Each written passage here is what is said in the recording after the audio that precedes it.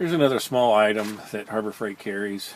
ATM mini blade fuse set. Comes in a nice case. Locks, never had this come open unexpectedly. Basically has 10 mini fuses.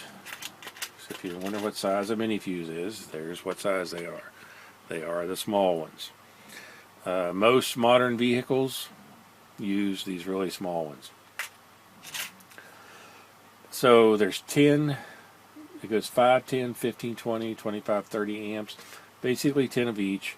If I'm working on the car, I usually need the 20 amp, maybe the 30 amp. All the fuses in my car are this type. I use the 20 amp the most. I wish I could have bought a pack of 50 20 amps, but they had 10 each. I think this costs about $5.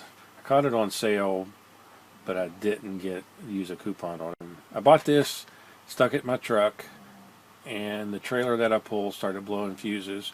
So along the road, I stopped, had a fuse, put it in. So $5 to have 60-piece fuse, 10 of each size. $5 is not much, doesn't take much room in your vehicle, and when you need it, it's better off to have this in the car than to stop at your local parts store and pay twice as much.